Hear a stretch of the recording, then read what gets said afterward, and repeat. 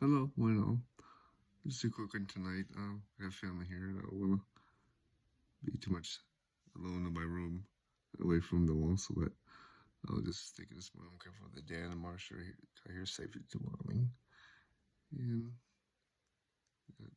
last night, Dan and I and Joseph and a couple other people helped skin a cow.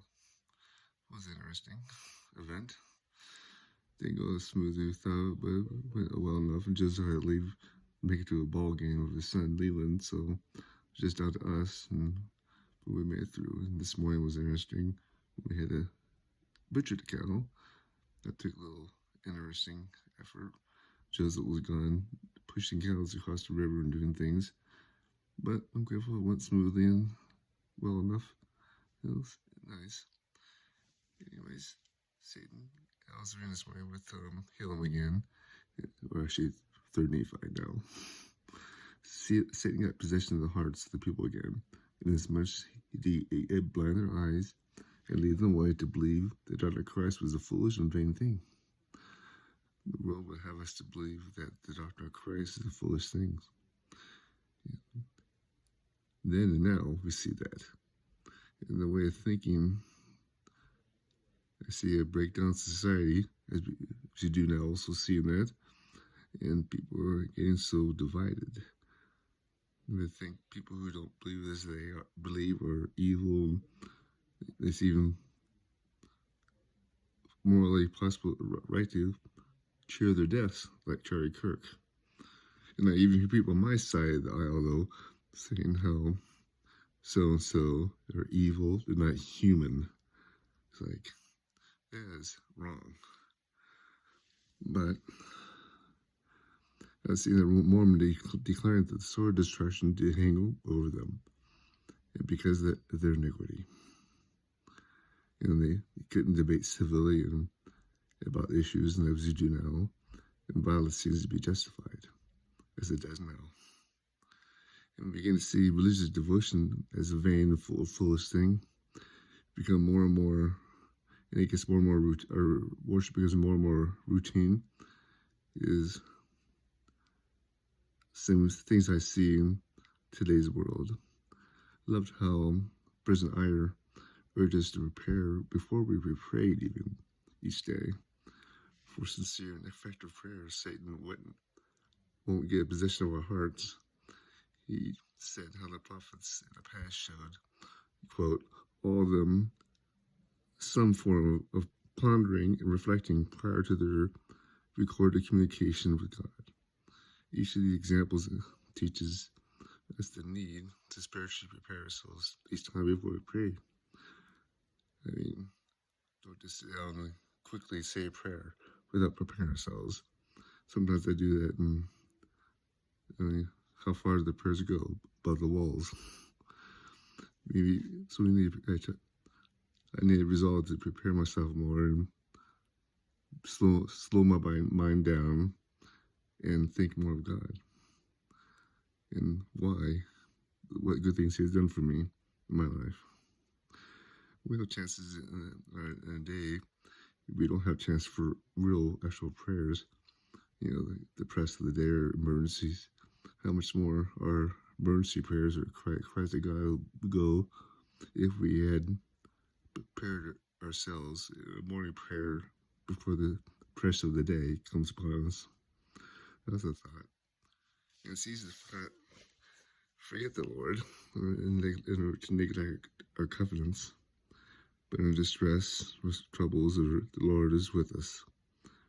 I was writing this, do not be deceived, as Isaiah told us. He said, for it is the day the Lord's vengeance, and the year recompenses for the controversy of Zion. I mean, if we let Him draw from us, it shall be indeed receive the Lord's vengeance as it shall become upon the Nephites in the coming chapters of this book. And now to section 117.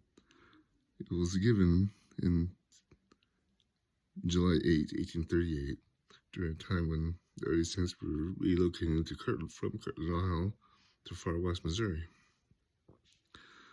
But to understand this section, we must know that the about the revelation Joseph Smith that is not that's not in the currently in Dr. Counts right now.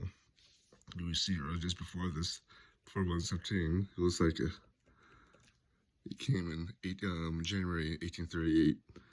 You know, the year had become pretty dark and a lot of distance and troubles in the church.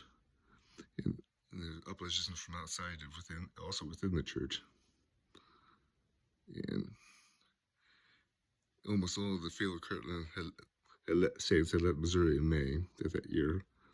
When neither Whitney nor Marks had arrived in Missouri in July, Joseph received Section 117 about their situations and what to do regarding indebtedness and the bankruptcy of the first presidency. Joseph Smith was in a kind of awkward position. In response to this, the prophet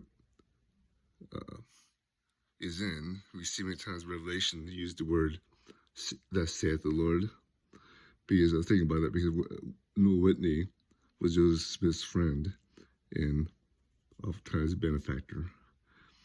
And as you knew, Elizabeth and Whitney welcomed the homeless Joseph Emma to their house, and actually Emma and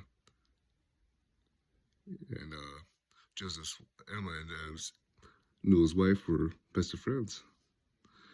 And so we must, like I said, understand how Joseph was trying to make it clear the words he's saying to Whitney was not his words, but thus saith the Lord. It's just an interesting thought. You must understand that Joseph. Also, we happily see Section 117 powerfully motivated Noah Whitney and William Marks and Oliver Granger. Each of these believed it was indeed a revelation from the Lord and sacrificed their selfish interests in order to obey it. And it's, one of the verses says, "And again I say unto you, I remember my servant Oliver Granger. Behold, verily I say unto him, that his name shall be had in the sacred remembrance from generation to generation, forever and ever, saith the Lord." And I was looking at some of the history of Oliver Granger. He later died in Kirtland in 1841. But it's interesting, by that time, most of the saints had left the area, and there were a few friends at the church there. But he said there to resolve the affairs of the first presidency. And it's interesting that he must have been well respected, because at his funeral, there's a huge congregation of people there paying him a tribute, and they're not members. So, President Reuben J. Clark once said, "The service of the Lord is not where you serve, but how." And wow, I saw this poem. It was read by a lady called Mead McGurr. This is kind of interesting. I kind of like this, kind of relevant. It said, "Father, where shall I work today? And what love float warm and free?" Then he pointed out a tiny spot, and he said, "Tend that for me." I quickly answered, "Oh, no, not that. Why, no one would ever see it. No matter how my work was done, not that little place for me." Then the word he spake was not stern. He answered me tenderly, "Little one, search the heart of thine. Art thou working for them or for me? Nazareth was a little place, and so was Galilee." And so this Oliver Granger's not remembered a lot, but he served the Lord. And people actually recognized it, and he was revered and sweet. That was so sweet. Well, have a blessed day, blessed night. Good night. Love you. Bye.